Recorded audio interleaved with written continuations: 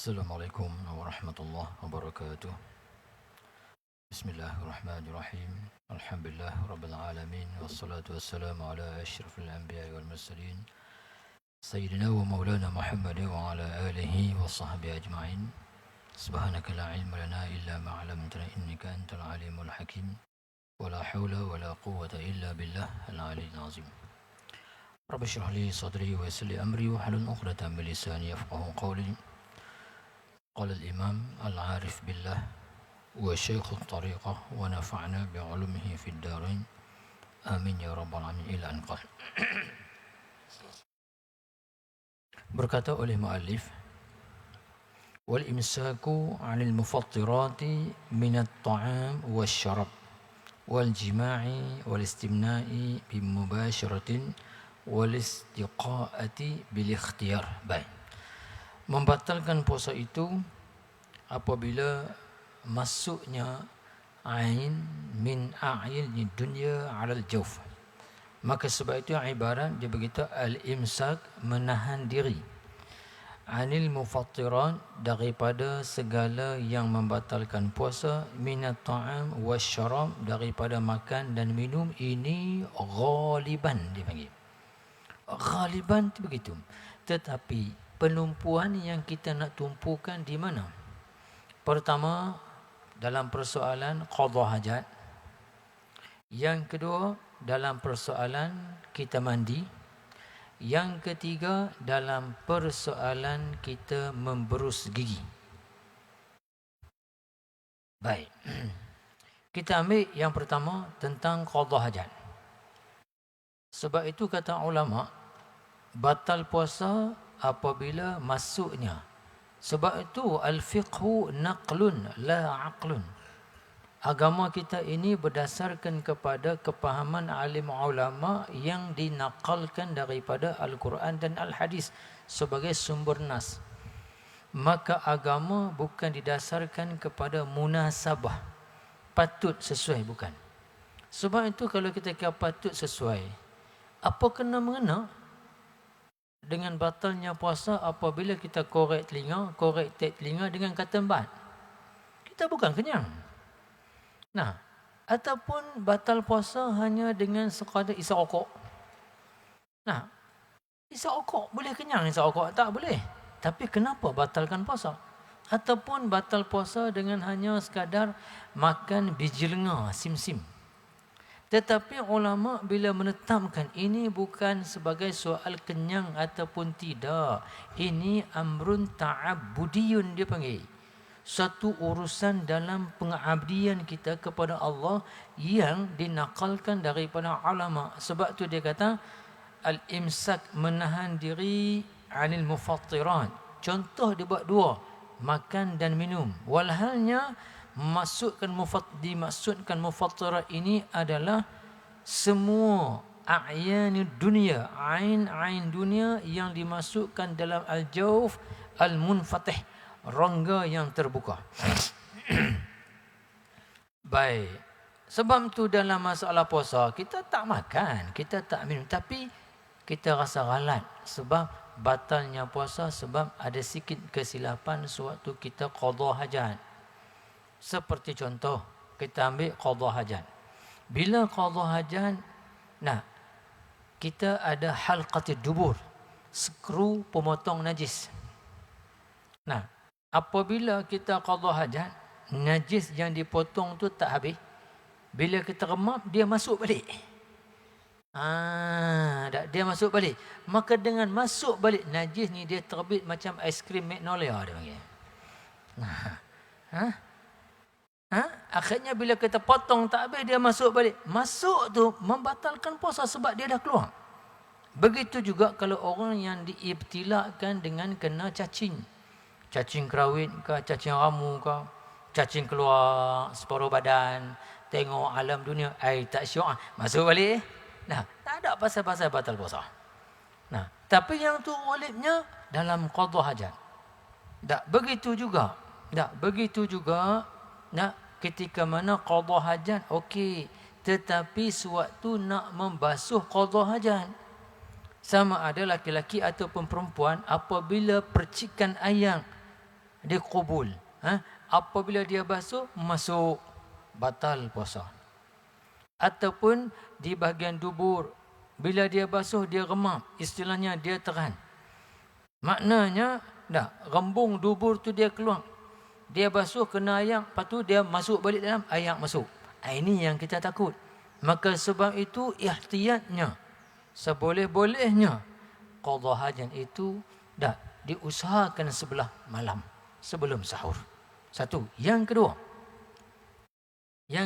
kita perlu mandi. Kita perlu mandi. Kita tak perlu pun menyelam. Tiba-tiba apabila kita mandi lebihan ataupun tersilap ataupun ayak masuk kot telinga ke, kumuk lebih tertelan sikit ke, batal puasa. Yang ketiga, bila mana kita gosok gigi. Sebab gosok gigi dia masuk dalam bab mubalaghah. Kalau tak mubalaghah, kita hanya pakai kayu siwak.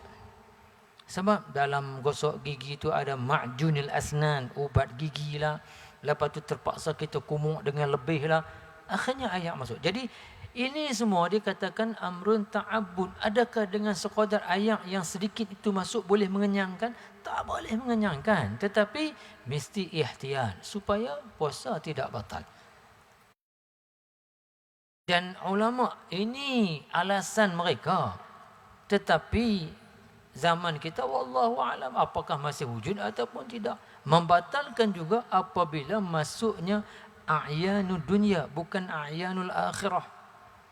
Sebab itu andai kata kita ni tok wali, tok khamat besar, doa-doa Allah Ta'ala mustajab, turun ma'idatun minas sama, satu hidangan macam pok-pok Bani Israel. Hak tu tak membatalkan puasa. Tapi walaupun contoh itu diberikan, tetapi tak wujud. Itu boleh kita abaikan. Cuma kita jaga yang ni saja. Walaupun kita tak makan, walaupun kita tak minum, tetapi dengan kesilapan ini menyebabkan puasa kita boleh batal. Baik. Wal jima'. Yang ni cari penyakit dia bagi. Cari penyakit. Sebab tu dia panggil sunat berwalimah zifaf pada bulan Syawal. Dibimbangi pada bulan Sya'ban. Sagi dia kena break banyak. Baik. Kemudian wal istimna bi mubasyaratin. Maksudnya mubasyarah bidunil hail. Dalam ilmu saraf apabila ditambahkan ataupun ilmu nahwu apabila ditambahkan huruf iza zadal bina fazadal ma'na. Dalam ilmu saraf apabila binaan satu-satu kalimah itu bertambah maka dia akan mengubahkan makna. Jadi istimna maksudnya menuntut keluarkan mani. Sama ada atas apa jua cara kita pisah bagi mani kita keluar bimubasyaratin dengan secara langsung. Dia panggil boleh membatalkan puasa.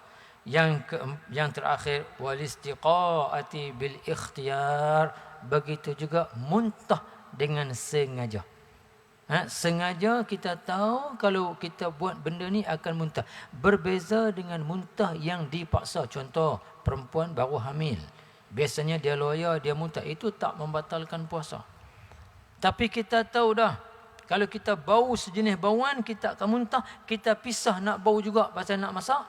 Dan kita akan muntah. Itu dipanggil bil ikhtiyar. Jadi ala kulli hal, inilah perkara yang membatalkan puasa. Wa min tamami saum kaful jawarih amma yakrahu Allah Ta'ala min al-a'dha'i sab'ah al-ati zikruha. Ini masalah dia panggil kesempurnaan puasa di sudut al-ajru was-sawab, di sudut penerimaan pahala dan juga balasan baik daripada Allah Subhanahu wa taala. Di antaranya katanya kaful jawarih amma yakrahu Allah Ta'ala min al-a'dha'i sab'ati allati zikruha, iaitu menahan. Maksud menahan, menjaga segala anggota-anggota daripada perkara yang Allah Ta'ala larang. Minal a'dha'i sab'ah, daripada anggota yang 7. Mana al-ati, yang lagi akan datang, zikruha sebutannya. Dia akan sebut di penghujung kitab dalam bab tasawuf nanti. Fa fil hadis, dan pada hadis, ini hadis dhaif kata ulama, hadis ni dhaif. Khamsun yufattirna as-sa'im al-kazibu wal ghibatu wan namimatu wal yaminul kazibah wan nazru bisyahwatin. Ada 5 perkara. Maksudnya yuftirna as-sa'im membatalkan pahala orang yang berpuasa, bukan membatalkan puasa. Sebab tu Nabi kata ramai juga orang yang berpuasa ini laisa lahu illa al-ju' wal 'atas. Tidak ada baginya melainkan perasaan lapar dan dahaga, sebab pahalanya tak ada. Katanya apa dia? Iaitu menipu, wal ghaibatu dan juga mengumpat, wan namimatu mengadu domba, memperlagakan manusia, wal yaminul kazibah dan juga sumpah pendustaan. Kita menjadi saksi menyumpahkan sesuatu tetapi kita berpakat dalam pendustaan, yaminuz zur. Wan nazru bisyahwatin dan juga memandang sesuatu dengan syahwah. Sebab apa? Sebab li'annahu mazinatul irtikabil jima'. Kerana memandang dengan syahwat ini dia panggil laluan untuk melakukan fahisyah lah, melakukan sesuatu yang keji. Baik. Jadi bila sebut kata an-nazru bisyahwatin, ulama buat satu kaedah. Nah, kullu ma yajuzu al-istimta'u bihi fayajuzu an-nazru bisyahwatin. Sesuatu yang boleh kita puaskan hawa nafsu. Istimta' maksudnya memuaskan syahwat. Sesuatu yang boleh kita memuaskan syahwat dengannya, fayajuzu an-nazru ilaih bisyahwatin, maka bolehlah kita melihat kepada dia dengan syahwat.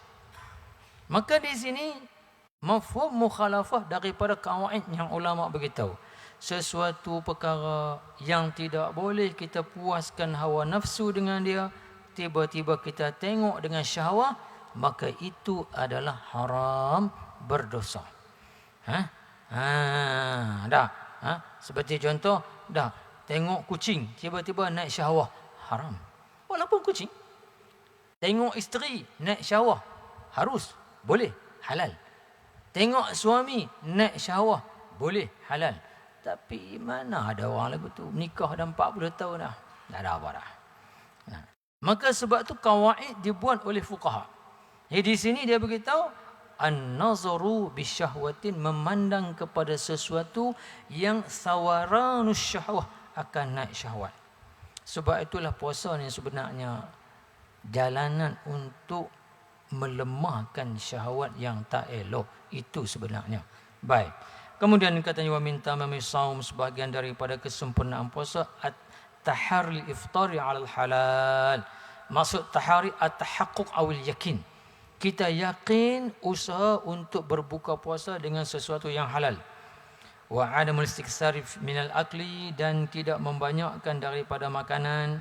Wa yanbaghi al-istiksaru min as-shaum la siyama ayyamul fadilah fi syar'i wallahu a'lam wa billahi taufiq. Baik. Wa min tamami shaum, sebahagian daripada kesempurnaan puasa tahar iftar 'alal halal, iaitu kita berusaha meyakinkan benda yang kita nak makan itu adalah sesuatu yang halal. Nah, ini kesempurnaan puasa. Sebab tu kalau satu orang dia puasa, tiba-tiba dia rasa dia hebat. Kerana apa? Kerana aku ni puasa tak pernah rasa lapar. Kamu lekeh puasa lapar tak? Aku ni puasa tak rasa langsung lapar, biasa ya. Sebenarnya ada benda tak betul. Kerana apa? Puasa memang nak suruh lapar. Emang kawan tu tak puasa ataupun dia tipu, dia panggil. Sebab matlamat mesej puasa nak suruh kita berlapar. Kerana apa? Kerana ibadah itu adalah regu dia kelaparan. Sebab itulah Imam Yahya bin Mu'az Ar-Radhi dia beritahu. Nah, at-taqwa kanzun min kunuzillah. Taqwa itu, kata Imam Yahya bin Mu'az Ar-Radhi, satu gedung daripada gedung-gedung rahsia Allah Subhanahu wa taala. Bila sebut kata gedung, pasti di sana ada pintu. Wa babuhu ad-du'a. Pintu kepada ketakwaan itu adalah kita berdoa kepada Allah. Allahumma ja'alni minal muttaqin, Allahumma ja'alni minal muttaqin. Bila sebut kata ada pintu, mesti kena ada kunci nak buka dia. wa miftahuhu aklul halal. Dan kunci nak membukakan pintu tersebut adalah memakan benda-benda yang halal. Wasinnul miftah, gigi kunci itu pula al-ju' adalah lapar. Maka sebab itulah kelaparan ini regu dalam ibadat. Contoh, dalam bulan Ramadan, kita sembahyang maghrib sebelum lepas buka puasa, sunat sebelum maghrib 2 rakaat. Kemudian tu solat maghrib 3, 5, lepas maghrib 2, 7. Azan Isya, solat sebelum Isya 2 rakaat 9, solat Isya 4, 13. Solat lepas Isya 2 rakaat 15. Kita solat tarawih 20 rakaat, 35 rakaat. Witir 3 rakaat 38. Malam tu pula kita bangun nak sahur, tahajud 2 rakaat 40. Solat subuh 2 rakaat 42. Solat subuh 2 rakaat 44. Lawak-lawak pun. Nah, semalaman kita telah solat 44 rakaat dalam bulan Ramadan. Sepatutnya 44 rakaat bukan bulan Ramadan. Bulan sekarang ni yang kena sembahyang. Sebab lepas pagi makan, tengah hari makan, petang makan. Nak tidur makan, jaga tidur, makan lagi. Nah, tapi pasal apa tak boleh buat? Sebab ibadat itu regunya adalah al-ju', kelaparan. Itu regu bagi ibadat. Regu. Ustaz masa duduk dekat Syria dulu.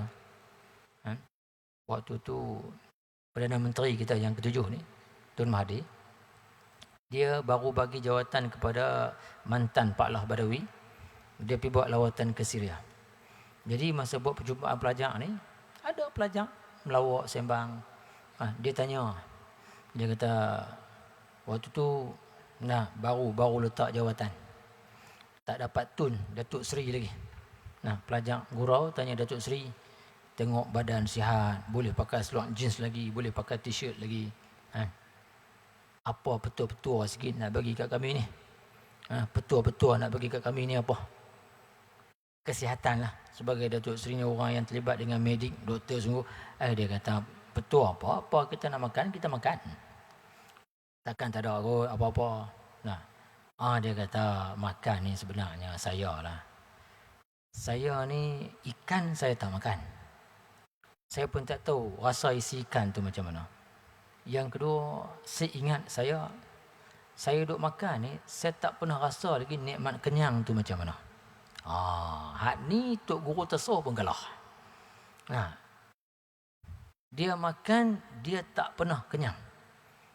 Sebab nak berhenti sebelum kenyang ni satu mujahadah yang luar biasa. Tok Guru boleh cakap, la ni depan dia kitab. Saat lagi cukup tengok depan dia benda makan, tengok macam mana. Uji selalu. Nampak? Ini benda susah. Sebab itu di zaman Sayyidina Umar Khattab radhiyallahu an, ada satu orang pakar perubatan Yahudi daripada Mesir. Dia datang ke kota Madinah untuk buka farmasi. Dia nak buka saidaliyah. Bila dia duduk di Madinah, setahun tak ada orang mai, 2 tahun tak ada orang. Akhirnya dia kata bisnes tak jalan. Lebih baik balik ke Mesir. Akhirnya dia tanya Sayyidina Umar, apa yang kamu bagi makan kepada rakyat kamu? Sehingga aku buka farmasi, tak ada orang nak mai beli walaupun ubat jerawat. Tak ada orang mai beli. Ubat senak perut kau, ubat bisui kau, tak ada.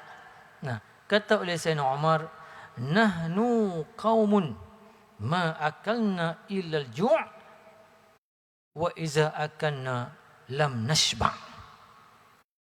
Kami adalah satu kaum yang kami tidak akan makan melainkan kami rasa lapar, baru kami makan. Wa iza akalna, dan apabila kami makan, lam nashba', kami tak pernah rasa kenyang. Sebab tu nak berhenti sebelum kenyang ni bukan cerita lah. Kita berhenti bila? Bila kita rasa nafsu kita kalah dah. Sebab benda makan tak boleh sumbat, naik sampai tak teguk lah. Kita berhenti lah. Lubang tali pinggang pun dah berubah. Ikatan kain pelekat pun dah terbuka, tak boleh masuk. Kita berhenti. Pasal apa? Nafsu kalah dah. Kita berhenti lah. Ini benda maksud. Maka sebab itu dia beritahu sini, walaupun berbuka dengan halal, tapi kita jangan banyakkan benda-benda yang makan. Sebab tu kita tengok dalam bulan Ramadan lah, ni sikit nasihat lah kan. Kadang-kadang kita tengok bazar Ramadan ni sebenarnya kena tukar nama. Tukar kepada Bazir Ramadan. Allah. Kalau beruk tengok kita, dia pun gelak. Kita gantung plastik ni habis jari ni. Habis jari buah plastik pasal nak makan. Tengok orang jual ayam tebu tu, bukan ayam tebu. Kalau boleh nak makan kali orang jual tu. Dahaga. Tapi akhirnya penyudah daripada barang yang kita beli masuk dalam tong sampah. Berapa ramai di sana orang-orang yang tak boleh makan. Itu. Baik. Kemudian kata dia wayam bari al-istiksaru minas saum la siyama ayyamul fadilah fi syar'i, dan sepatutnya kita membanyakkan daripada puasa, lebih-lebih lagi puasa hari-hari yang ada kelebihan pada syarak. Maka sebab tu Allah Subhanahu Wa Taala bagikan puasa ini mukarrar, berulang, ya emma dia panggil saum usbu'iyan, puasa dalam bentuk mingguan, puasa Isnin Khamis. Yang kedua, puasa dalam bentuk ulangan syahriyan, puasa setiap bulan. Dikatakan ayamul bayd wa ayamus sud, hari-hari putih dan hari-hari hitam. Hari-hari putih ni maknanya hari bulan 13, 14, 15. Hari hitam maknanya tengok kalau bulan 29 maknanya 27, 28, 29. Kalau bulan 30, 28, 29, 30. Dan puasa yang mukarrar sanawiyan, puasa setiap tahun tapi ulangan dia hanya setahun. Contoh as-sittu minas Syawal, puasa 6 hari daripada Syawal, puasa hari-hari Ashura, Tasu'a, dan puasa hari-hari Arafah sebagai contoh ulangan. Baik. Kemudian katanya wallahu a'lam wabillahi taufik, Allah Taala lah yang maha mengetahui dan dengan Allah lah pertolongan di atas kebaikan yang mampu kita lakukan. Qala amma zakatu, ini zakat. Wahya rabi'un min arkan Islam, rukun yang keempat daripada Islam setelah dia haji. Fayajibu 'alal muslim ma'rifatu anwa'il amwal wajibati fiha, maka wajib bagi atas orang Islam kena tahu bagai-bagai harta yang wajib padanya zakat. Bukan semua harta diwajibkan zakat, hanya harta yang tertentu. Dan apabila kita nak berurusan dengan harta ni, kita kena faham bahawasanya dalam harta ini ada nau'uz zakawi dia panggil. Sebab zakat itu adalah hak orang. Walaupun kita yang memilikinya, memegangnya, tapi mesti diberikan kepada mustahik. Baik. Katanya yang wajib itu wahiyya an-na'am. Na'am ni jenis ternakan. Maksud an-na'am dalam istilah Arab dipanggil al-ibil wal baqar wal ghanam. Unta, lembu, termasuk juga jamus, khabau dan juga kambing dan jenis-jenisnya. Wan naqdan, mata wang, iaitu az-zahab wal fiddah, emas dan juga perak. Tijaratu, harta perniagaan. Wal rikaz. Rikaz dia panggil dafinul jahili. Khata istilahnya kita panggil khata karun. Dan simpanan orang-orang yang jahiliah yang tak dimiliki dalam mawan, dalam bumi yang tak dimiliki oleh sesiapa. Wal ma'din, iaitu galian. Apabila kita melakukan perlombongan, jumpa emas, jumpa perak, maka diwajibkan zakat. Baik. Wal mu'asyarat, dan dia panggil biji-bijian yang per 10. Mu'asyarat per 10 mana biji-bijian. Wahiyal hubub, iaitu biji-bijian. Maksudnya makanan qutil balad, makanan asasi bagi sesuatu negeri. Macam kita ni beras, ada tempat macam kacang puih ke, ataupun jagung ke, ataupun gandum ke, ataupun bur ke, ataupun bali ke, ikutlah. Baik, wasimar, buah-buahan. Maksud buah-buahan ni dua saja, iaitu buah tamar dan juga buah anggur. Buah rutab, iza tatammara, apabila rutab tersebut dah jadi tamar. Dan inam, apabila iza tazabbaba, sudah jadi buah zabib, buah kismis. Kemudian katanya fala zakata fi ma siwa na'amis sa'imah, dan tidak wajib zakat pada lain daripada binatang ternakan. Maksud sa'imah di sini binatang ternakan yang dilepaskan fi kala'il mubahin, di padang yang tak dimiliki oleh sesiapa. Seperti contohlah istilahnya kita kata sebagai contoh tanah reserve, dah tak dimiliki oleh empunya siapa-siapa, selagi tak diguna pakai oleh kerajaan. Siapa nak lepas lembu ke, nak lepas kambing ke, boleh makan, tak ada masalah, maka di situ baru dia kena zakat. Adapun binatang yang dikurung, dibagi makan tiap-tiap hari, walaupun dia pelihara banyak, tak kena zakat. Baik, Ustaz nak tumpukan satu benda dalam bab zakat. Wa yushtaratul haulu fiha, disyaratkan cukup setahun. Macam kita lah sebut haul Habib fulan, haul sekian-sekian. Haul maknanya tempohan setahun. Wa kadzalika yushtaratul nuqud wa tijarah. Begitu juga haul ini disyaratkan bagi mata wang dan juga bahan-bahan perniagaan. Wa yushratu fi hazil anwa' an-nisab aidan, dan disyaratkan pada perkara yang disampaikan itu nisab, dia panggil kamiyah, had-had, sukatan-sukatan yang tertentu. Wa wajibun naqdain wa tijarah rubul usyur, dan zakat bagi emas perak, zakat bagi perniagaan adalah perkiraannya rubu' usyur. Jadi perkiraan rubu' usyur ni maksud dia begini. Kalau emas perak, perkiraan zakat apabila sampai timbangan yang kita miliki, yang kita simpan. Bukan emas perak yang kita buat perhiasan. Memang kita nak simpan.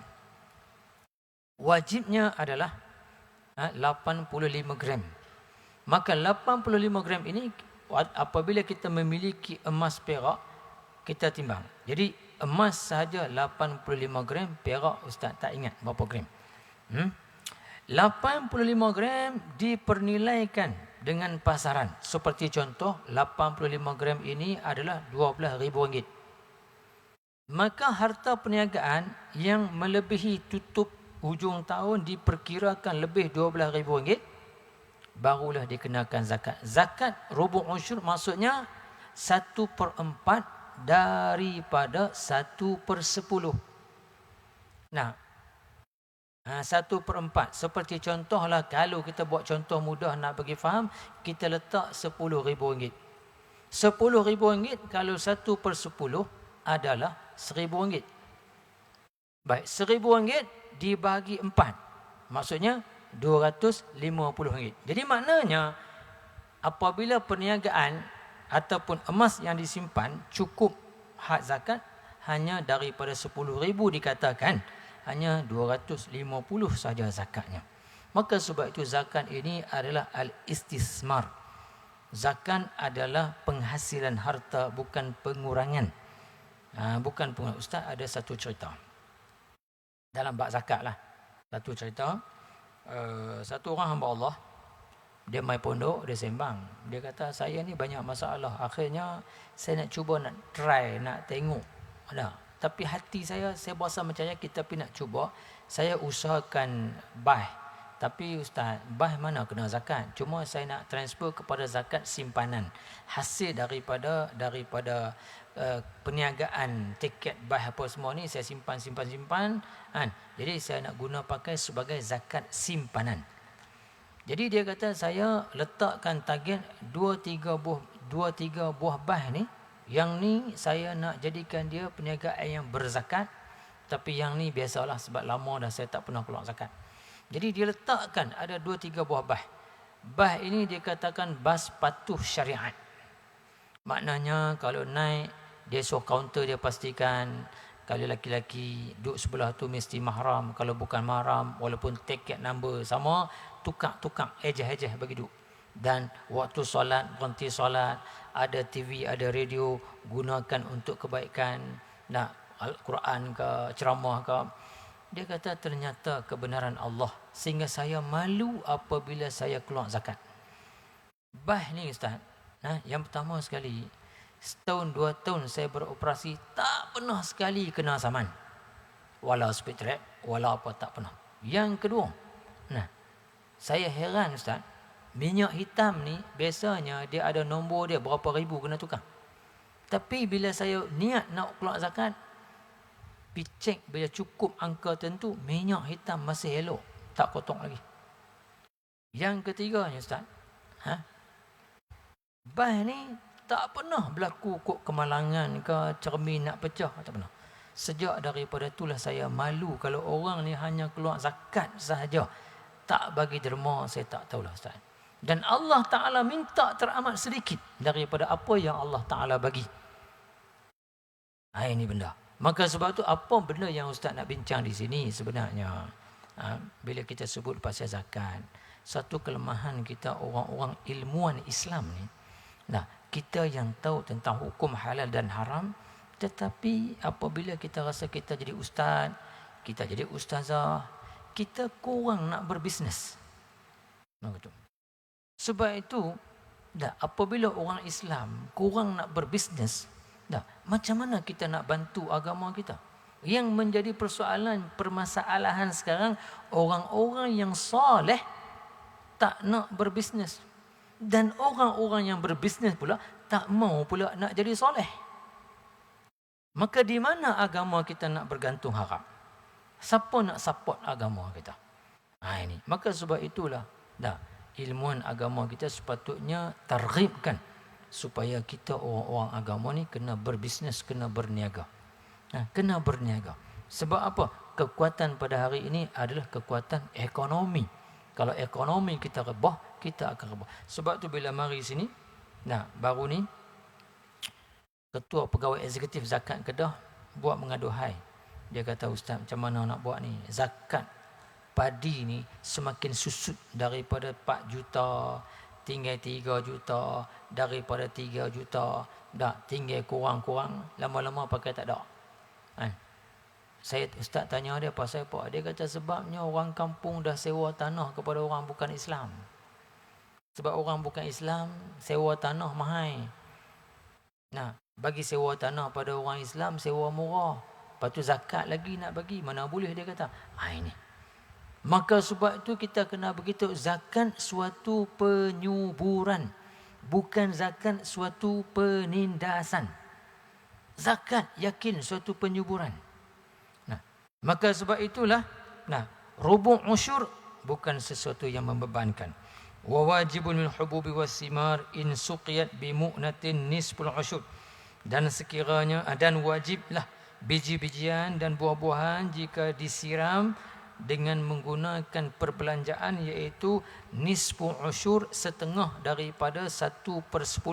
Seperti contohlah, kalau kita kata zakat kena apabila 1000 kilo.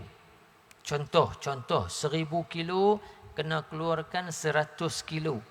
Apabila tanaman disiram, maknanya 1000 kilo tak kena keluarkan hanya 50 kilo saja. Baik. Wa bi ghairi mu'natin usyud, dan dengan tanpa perbelanjaan 1/10. Wa zakatul fitri wajibatu ala kulli muslim iza fadalat an qutihi wa quti man yaqutuhu yawmal 'aid wa lailatah. Zakat fitrah itu pula. Zakat ni kita dua, satu zakat badan, yang kedua zakat harta. Zakat harta termasuk binatang, termasuk biji-bijian, termasuk buah-buahan, termasuk galian, termasuk emas dan perak. Yang kedua zakat badan, iaitu zakat orang yang bersifat dapat bulan Ramadan 1 juzuk dan dapat Syawal 1 juzuk. Dikatakan zakatul badan, zakatul fitr. Baik. Katanya yaumal 'aid wa lailatah. Orang yang lebih perbelanjaan atas diri dia pada hari raya dan malam tersebut. Arba'atu amdadin mubin nawi, iaitu 4 cupak dengan cupak Nabi SAW. Dia ada perkiraan lah. Cuma lah ni pihak pejabat agama, dia tetap dah zakat bagi sekian-sekian dan ada amil. Ini masalah selesai dah. Wa tajibu niyatu fil jami'. Ini tempat yang kita nak baiki sikit, nak memberikan kefahaman. Wajib itu adalah niat. Bukan wajib itu adalah pegang tangan, ijab dan qabul. Adapun yang dibuat di masjid itu dikatakan sunat ataupun harus. Harus. Sebab seolahnya kita ni berasa puas, berasa seronok kerana kita menunaikan rukun dalam agama kita. Tetapi kalau sekiranya tak berlafaz, maka zakat itu adalah sah. Cuma yang kita buat boleh ataupun tidak? Jawabnya boleh. Kerana apa? Kerana kita nak mentazimkan sya'airillah. Soalnya bila zakat ni bukan derma sebarangan, sehingga kan orang yang terima zakat amil berdoa setelah daripada kita bagi zakat. Ini suatu benda yang baik, boleh. Cuma yang wajib itu adalah niat. Bahkan kata ulama, sekiranya kita bawa mal zakawi, harta yang kita nak keluarkan zakat, kita solat, letak beg di belakang, duit ada 10,000, memang nak bagi zakat. Dah, tiba-tiba duit kita dicuri. Dan ternyata pencuri itu adalah orang yang mustahik, maka sah zakat kita. Sebab yang penting itu adalah niat. Maka sebab tu kata ibarat, wa tajibun niyatu fil jami'. Baik. Wala yajuzu an yasrifa zakata wal fitrata illa ila hurin muslimin muttasibin bi sifati ahli al-ansar asnafis samaniyah. Dan tidak boleh untuk kita uruskan zakat harta wal fitrata dan zakat badan illa melainkan kepada yang merdeka muslim dan bersifat dengan salah satu sifat 88 asnaf. Allah Taala begitu, innamas sadaqat lil fuqara wal masakin wal alimin wal amilina 'alaiha wal mu'allafati qulubuhum wa fi riqab wal gharimin wa fi sabilillah wa ibnis sabil. 8 golongan. Maka sebab itu dalam mazhab kita masuk 8 golongan ni mesti isti'ab, mesti kita bagi semua bagi sama rata. Dan sukar untuk kita lakukan perkara ini, maka sebab itu ditubuhkan setiap negeri dia panggil lembaga zakat. Kerana apa? Bila dibagi kepada lembaga zakat, maka kerja kita selesai. Urusan mereka lah nak mencari siapa fuqara, siapa masakin, siapa ibn sabil, siapa gharimin, siapa fi sabilillah. Itu urusan mereka. Baik. Kal faqir wal miskin wa kauni ghair hashimiyin wala muttalibin. Ini bukan ahli bait lah istilahnya. Maksudnya kalau kita kata hari ini Said ni, syarifah ni daripada ahli bait, maka mereka tak boleh makan zakat. Mereka tak boleh makan zakat kerana satu masa Nabi beritahu, innama hiya awsakhun nas fala tasihu li Muhammadin wala li ali Muhammad. Sesungguhnya zakat ini adalah pembersihan daripada kekotoran harta manusia, maka tak sepatutnya zakat untuk Muhammad dan untuk keluarga Muhammad. Tetapi dalam hal keadaan demikian, kata ulama, ada lebih 70 ulama mengeluarkan fatwa ketika mana harta yang sepatutnya harta ghanimah yang sepatutnya didapatkan kepada ahli bait hari ini sudah tidak ada, maka keperluan ahli bait boleh diberikan daripada zakat. Ini atas pendapat sebagian ulama. Baik, wala maulalahum, begitu juga hamba-hamba yang dimerdekakan oleh mereka juga tidak boleh untuk memakan zakat. Wa yajibu isti'abul mawjudin minhum, ini dan wajib untuk diratai. Maksudnya bila sebut kata isti'ab, setiap kumpulan daripada 8 mesti diambil 3 orang.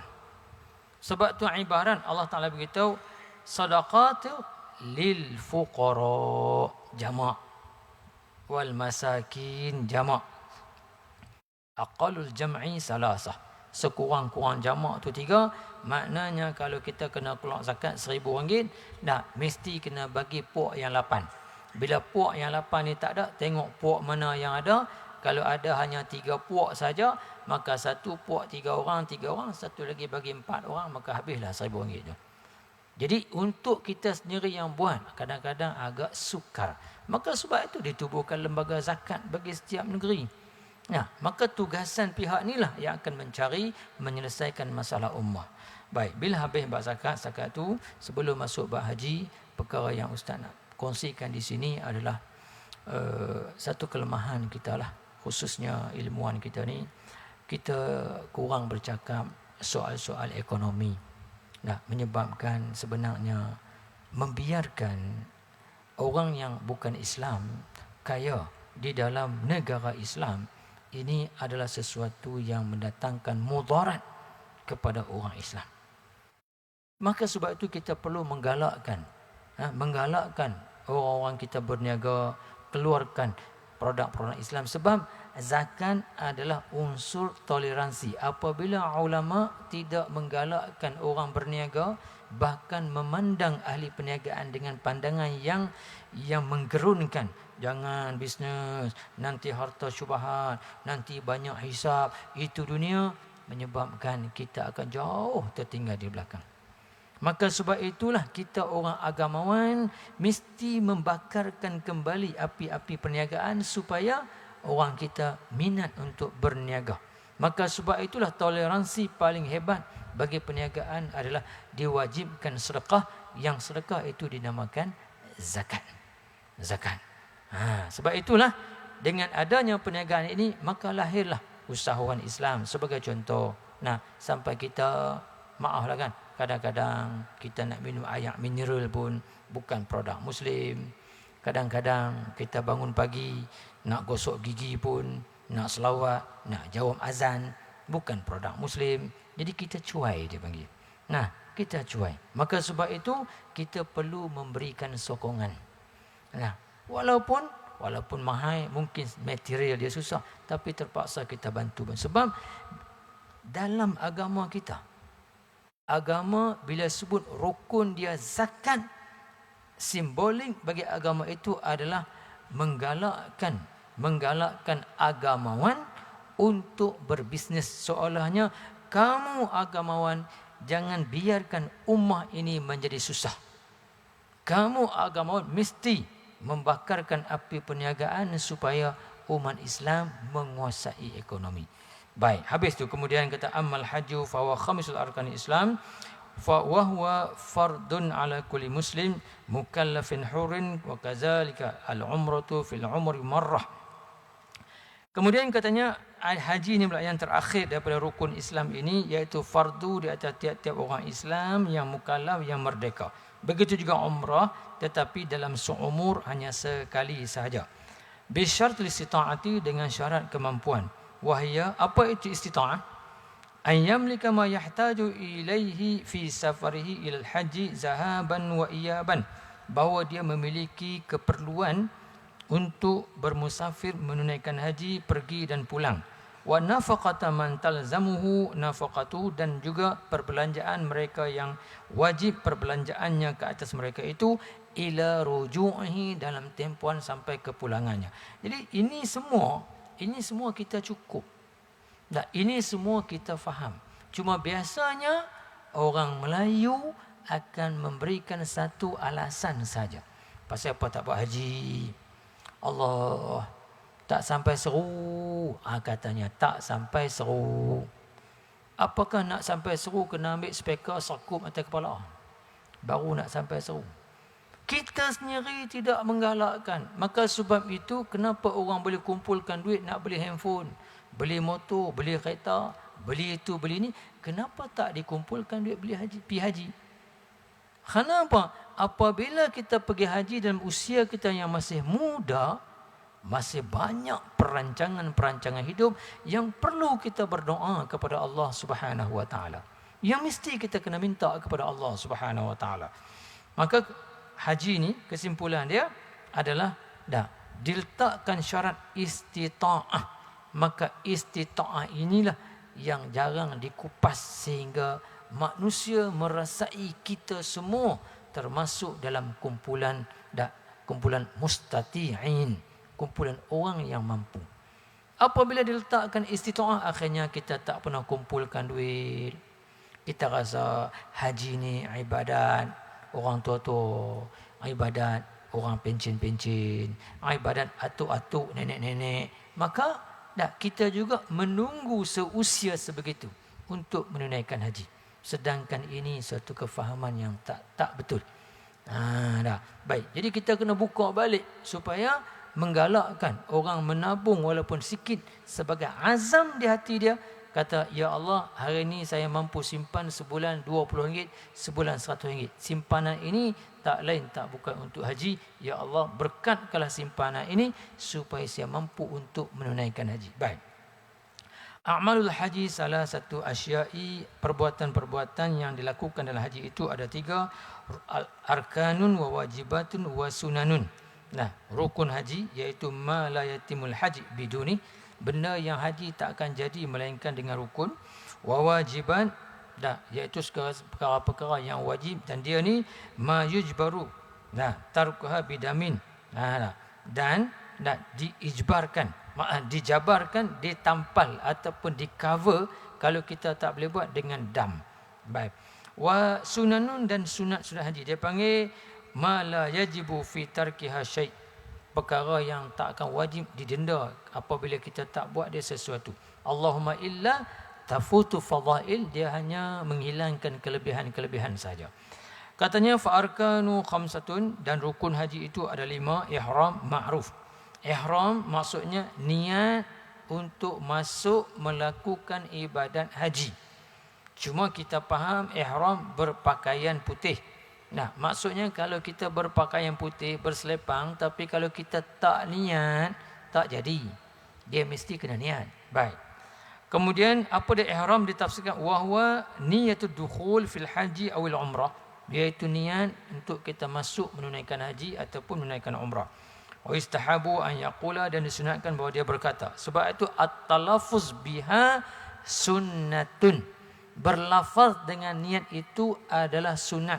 Macam kita berlafaz, cik, ini adalah zakat yang wajib ke atas saya dan yang wajib ke atas tanggungan-tanggungan saya sebanyak RM49. Pasal 7 orang seperti contoh. Kau ni okey, saya sebagai amil terima zakat. Itu adalah sunat yang wajib di hati. Baik.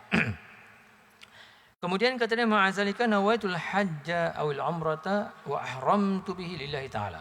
Saja aku niat mengerjakan haji dan ataupun umrah, dan aku berihram.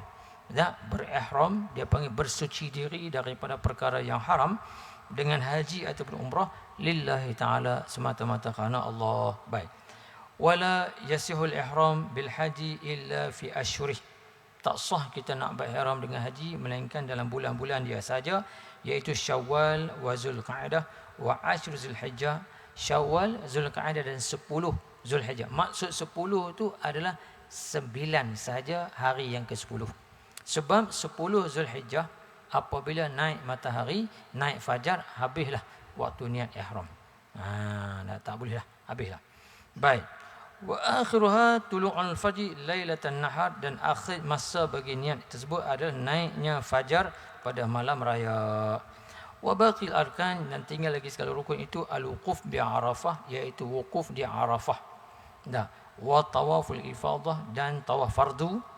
Wa sa'yu, dan berlari-lari antara Bukit Safa dan Marwah, berpatah baliklah, berjalan ke berlari ke ikutlah antara Safa dan Marwah. Wal halku, iaitu bercukur, awit taksir ataupun bergunting. Maka sebab itulah apabila ibadat haji ni, apabila ibadat haji, ibadat yang difardukan seumur hidup sekali, maka kita diminta untuk mengaji. Jangan sampai macam cerita-cerita. Di Kedah satu masa dulu, satu orang pergi buat kerja haji. Jadi dia balik cerita dalam kampung, Masya Allah, saya yakin haji saya ni haji yang makbul, mabrur dia panggil. Sebab masa saya tawaf Kaabah tu, saya lah orang yang paling rapat dengan Kaabah. Pasal saya tawaf Kaabah sambil duk pegang dinding Kaabah. Sudah. Tawaf Kaabah sambil pegang dinding Kaabah. Bila tawaf Kaabah, pegang dinding Kaabah, tak sah lah tawaf tu. Memang orang tak kacau kita pasal kita tak ngaji. Macam tu juga waktu ustaz duduk di Hadramaut. Satu orang Badui. Orang Badui biasa, tak ada mengaji apa. Bila dia tu ketua Badui, boleh pergi buat kerja haji. Allah, balik-balik tu orang pakat mai sembang, tanya habang semua. Orang tanya macam mana Arafah. Wukuf. Dia kata tak payah nak naik lah. Arafah tinggi, pakai duduk kat bawah sudah lah. Pula dah. Jadi dia tak wukuf lah. Lepas tu jadi kat mana haji dah. Sebab tu apabila ibadat ini diberi ruang masa yang panjang supaya kita mengaji sikit. Mengaji sikit. Baik. Arkanul umrah hiya arkanul hajj illa al-wuquf falaysa minha. Jadi maknanya rukun haji, rukun umrah itu adalah rukun haji, melainkan tidak ada wukuf sahaja. Tidak ada wukuf. Sebab itulah rukun umrah hanya berkisarkan di dalam Masjidil Haram, melainkan niat. Kita bisa niat pergi ke mana-mana. Aisyah, Tan'im, tanah halal, masuk balik. Lepas tu tawaf. Lepas tawaf, sa'i. Lepas tu gunting habis. Baik. Wa yajibu lit-tawafi satrul aurati wa taharatu minal hadasain wa minan najasati. Wa an yakuna sab'a tawafin fil masjid. Dan wajib bagi orang yang bertawaf itu menutup aurat dan bersuci daripada 2 hadas, daripada najis, dan bahawa adalah 7 pusingan dalam masjid. Wal baitu an yasarih, dan baitillah itu berada di sebelah kiri. Wahwa, dan ia kharijun anhu, luar daripada baitillah, termasuk luar daripada Syazarwan, kaki 5 tu. Wa yajibu an yakuna sa'yu sab'an, wajib sa'i itu 7 kali. Maksudnya daripada Safa ke Marwah sekali, Marwah ke Safa 2 kali, bermula Safa akan berakhir di Marwah. Wa ba'da tawafin, dan setelah dan masuk waktu bagi sa'i itu adalah setelah tawaf. Wa an yabda bis Safa wa yakhtima bil Marwah. Permulaan bagi sa'i itu adalah di Safa dan akhirnya adalah di Marwah. Sebab tu kata oleh guru, 3 ilmu, walaupun kita mengaji, walaupun kita halusi, tapi dia tak akan kejam dalam kepahaman, melainkan kita kena buat.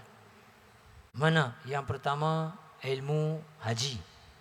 Bacalah kitab banyak mana pun, kalau kita tak pernah buat haji, gambaran tak dapat. Yang kedua, ilmu tajhizil mayit. Ilmu menguruskan jenazah. Kalau kita tak pernah mandikan mayat, tak pernah kapankan mayat, tak pernah tanamkan mayat, tak pernah solatkan mayat, jangan. Takut sembahyang jenazah pun rokok lagi. Yang ketiga, ilmu al-mu'asyarah baina zawjain.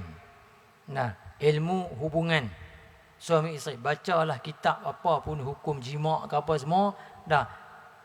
Kalau kita tak kahwin, hanya datang khatam, tak jadi dia panggil. 3 ilmu ni tahqiq bil amal. Apabila kita buat, barulah kita faham. Kalau setakat baca karang, tak jadi. Sebab berlaku satu orang alim daripada Hadramaut. Dia karang kitab, Masya Allah. Kitab haji pun karang, kitab hukum hakam fiqah pun karang, alim, masyhur. Satu masa, dia pergi ke Mekah untuk buat haji, dan dia berjumpa dengan kawan dia. Bila berjumpa dengan kawan dia, ini cerita lama. Akhirnya bila nak pergi ke Masjidil Haram, kawan dia ni pun orang alim. Kawan dia pun suruhlah seorang budak khadam pergi bawa dia untuk ajak dalam Masjidil Haram. Akhirnya dia kata, alah, kamu nak suruh anak kecil ni ajak aku.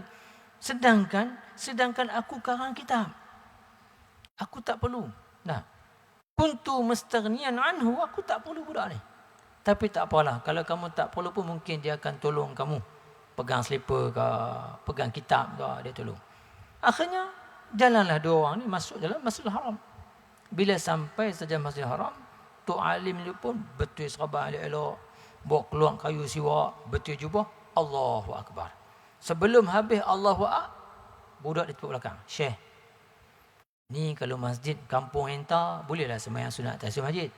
Ini Masjidil Haram, kena tawaf 7 kali. Ini Masjidil Haram, bukan masjid kampung Enta. Bila Masjidil Haram, tahiyyatul Masjidil Haram bitawaf. Ternyata kata Syekh tu, dialah ungkapkan 3 ilmu, kalau setakat atas kertas tak boleh. Mesti kita buat baru kita tahu. Baik. Wajibatul haji, perkara-perkara wajib. Baik. Jadi bila sebut kata wajib, dia boleh dijabar, boleh ditampal dengan dam, dengan pertumpahan darah penyembelihan. Ihram minal miqat, iaitu berihram daripada miqat. Miqat sama ada miqat zamani ataupun miqat makani. Tapi maksud sini miqat ini adalah miqat makani. Apabila kita nak memperjadikan niat tersebut, mesti kita pergi ke tempat yang dibenarkan kita berniat. Apabila kita melewati tempat tersebut, tak perlu kita patah balik. Kalau kita tak patah balik pun tak apa, tapi dengan syarat. Cerita panjang, ringkasnya dengan syarat kita kena bayar dam. Baik. Wal mabitu bi Muzdalifah lailatan nahri, iaitu bermalam di Muzdalifah pada malam raya. Dia panggil al-mabit mu'zamul layali, tempohan kebanyakan malam kita duduk di situ. Kenapa? Di Muzdalifah lah. Di situ pada Hujjaj, Dhuyufur Rahman akan kutip anak-anak batu sebanyak 76 biji untuk melontar di jumrah pada malam-malam tasyrik di Mina. Wal mabitu laylatul tasyrik bil Mina, dan bermalam malam-malam tasyrik di Mina. War ramyu wa tawaful wada', dan melontat dan tawaf wada'. Baik. Jadi sini ustaz nak tumpukan pada tawaf wada' saja. Tawaf wada' bermaksud tawaf meninggalkan tanah haram, meninggalkan kota suci. Sebab itu syarat tawaf ini adalah tawaf yang membawa kepada keluarnya kita. Soalannya apabila kita tawaf, kita tak akan buat benda lain melainkan bersiap untuk keluar saja. Sebab tu kata ulama, tawaf wada' ni dia boleh terbatal dengan kita lakukan perkara-perkara yang dizahirkan kita masih lagi nak tinggal di Mekah. Di antaranya lepas tawaf, pergi beli gandum-gandum, pergi cari burung merpati, jamu bagi makan dulu. Sebab nak tinggal, selamat tinggal pada burung merpati. Ataupun nak selfie-selfie ke, ataupun nak tengok nasi mandi taman sedap ke, ataupun terlupa beli jubah tudung ke, tak boleh. Lepas daripada tawaf, habis. Terus balik ke hotel, siap-siap bungkus kemas barang. Dah, sehingga ulama kata nak tidur pun tak boleh. Kena tunggu bahmai kira nak balik. Sebab soalannya kita dah ucap selamat tinggal kepada tanah haram. Nah, sebab tu ramai yang agak kekeliruan. Bila dia tawaf, saat lagi dia pusing kau ni. Dah, pergi cari barang lah, hak nu tak ada, hak ni ada. Takut terbatalnya tawaf. Baik. Kemudian katanya amma sunan, adapun sunat haji ni faqulu ma siwal arkan wal wajiban, tiap-tiap perkara yang lain daripada rukun dan perkara-perkara yang wajib.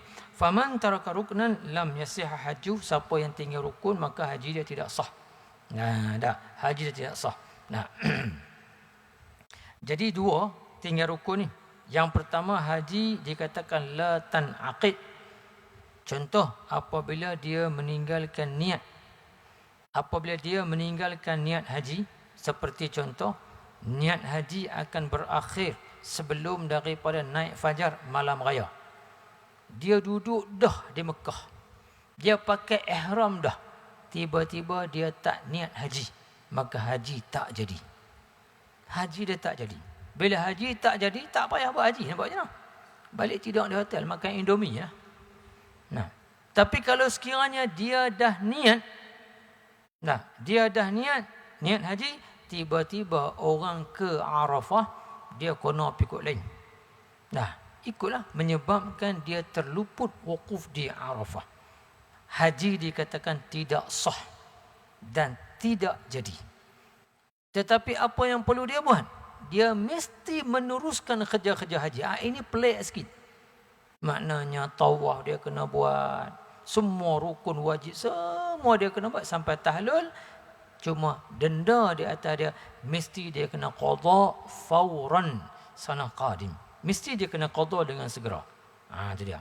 Tapi bila terlibat la ni, wallahu alam.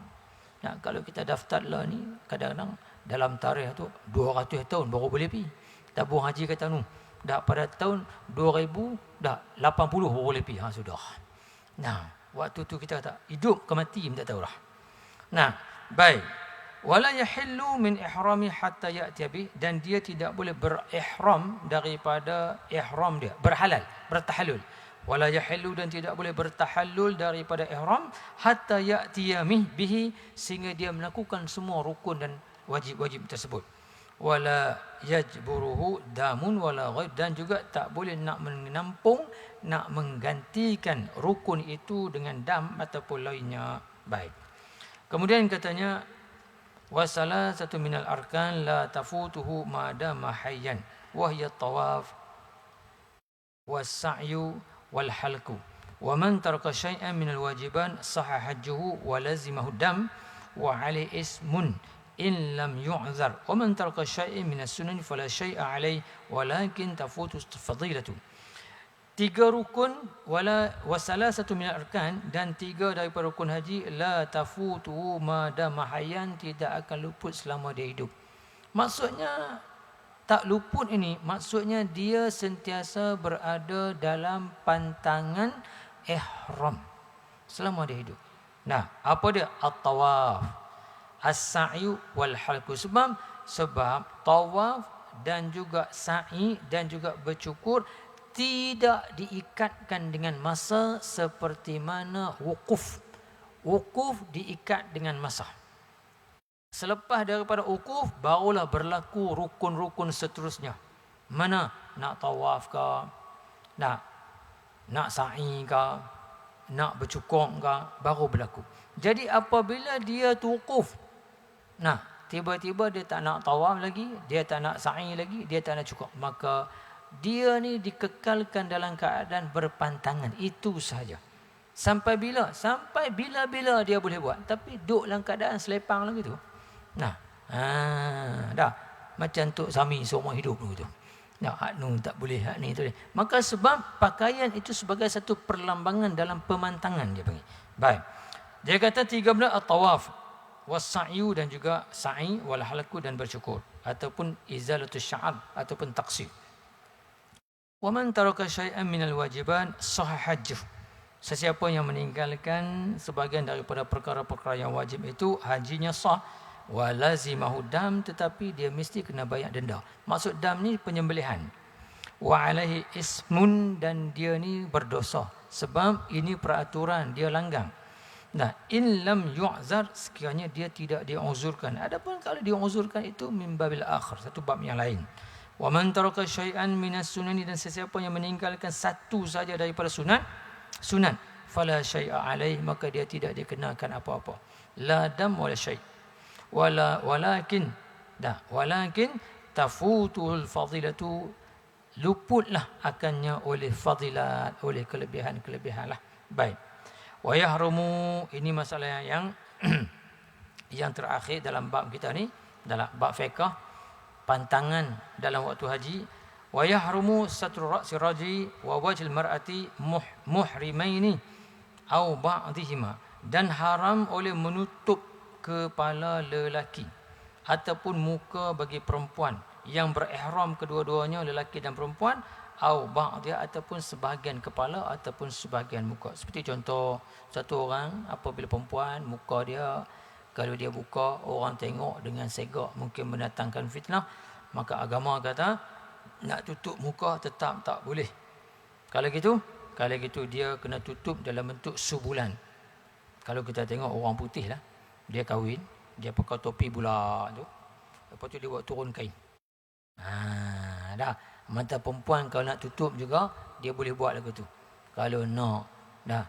Tapi siapa nak kacau? Orang sibuk pakai nak tawaf belakang. Tak ada siapa nak mengorak, dia panggil. Cuma hukum, nak cakap pasal hukum. Orang lelaki, walaupun dia alim teramana sekalipun, tak pernah buang serban, tak pernah buang kepiah, waktu tawaf malu nak tunjuk kepala botak pun botak lah, kena buka juga. Tak boleh kita tutup. Sebab ini qanun at-taswiyah, kata Allah Ta'ala. Satu undang-undang penyamaan antara manusia.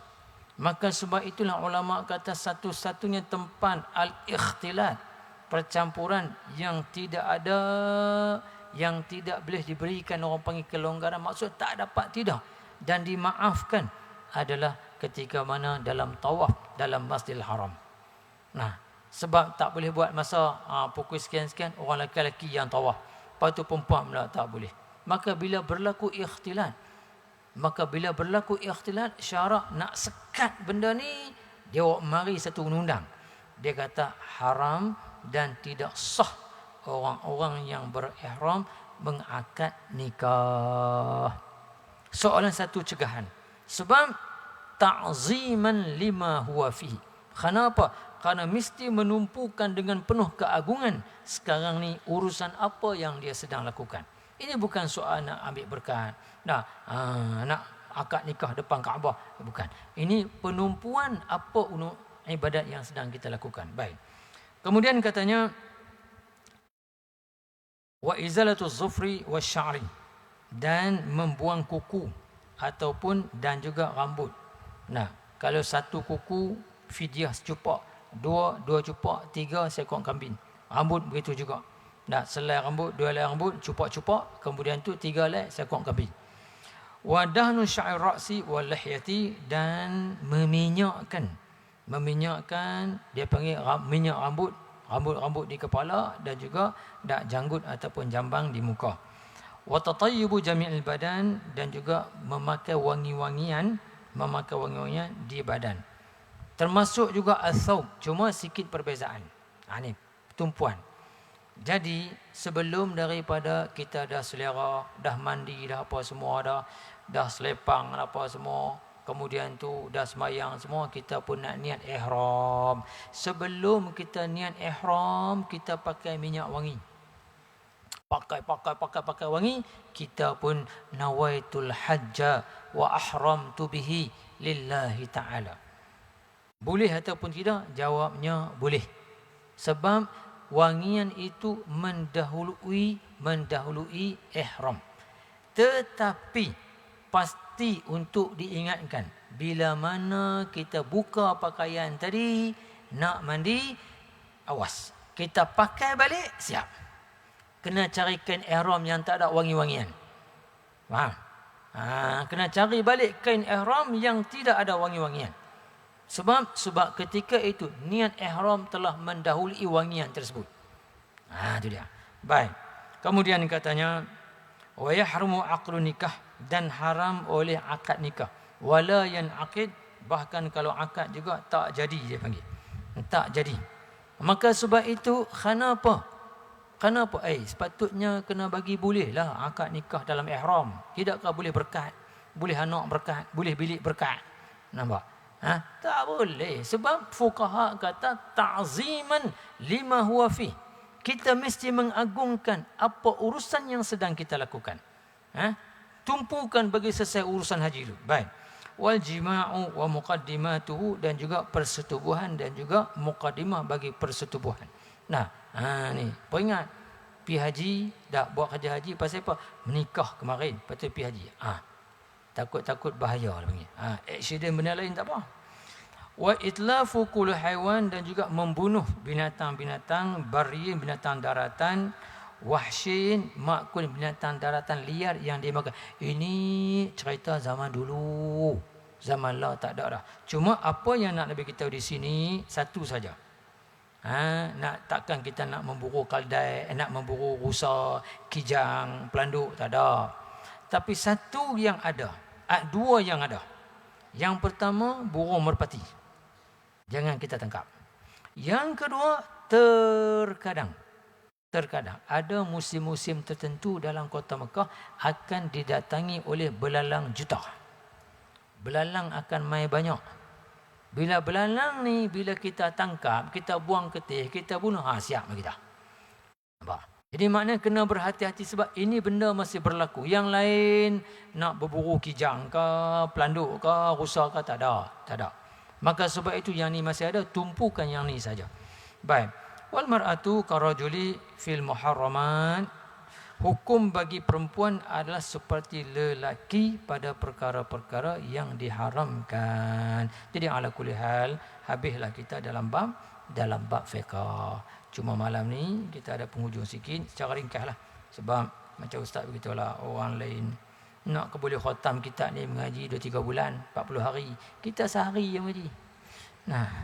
Boleh faham ke tak, wallahu alam. Jadi ala kulli hal, paling tidak pun sekali kita mengaji sekolah, sekurang-kurangnya kita dah lepas satu kitab, kita dah settlekan masalah syariat. Situ ada tauhid sikit, ada fiqh sikit, ada tasawuf sikit. Nanti nak menambah, kita mengaji lainnya pula. Baik, kemudian katanya wa hifzul qalbi minal ma'asi wajibun ala kulli muslim, wallahu subhanahu wa ta'ala a'lam. Bismillahirrahmanirrahim. Alhamdulillahirabbil alamin, wassalatu wassalamu ala asyrafil anbiya wal mursalin sayyidina wa maulana Muhammadin wa ala alihi washabbihi ajma'in. Allahumma faqihna fid din wa 'allimna ta'wil wa lina as-sawab bi rahmatika ya arhamar rahimin. Allahumma anfa'na bima 'allamtana wa 'allimna bima yanfa'una. Allahumma inna na'udzubika minal 'ilmi la yanfa' wa qalbi la yakhsha' wa 'amalin la yarfa' wa du'a la yasma'. Bismillah, tawakkalna 'ala Allah wa la hawla wa la quwwata illa billah. Wa sallallahu wasallam ala sayyidina Muhammad wa ala alihi washabbihi wasallam. Walhamdulillahirabbil alamin. Ribuan terima kasih diucapkan kepada Tuan Guru, dan insya-Allah kita akan berhenti berehat dan akan sambung pada sesi sebelah malam pada selepas maghrib. Selepas solat maghrib, zikir insya-Allah kita akan sambung balik pengajian kita. Assalamualaikum.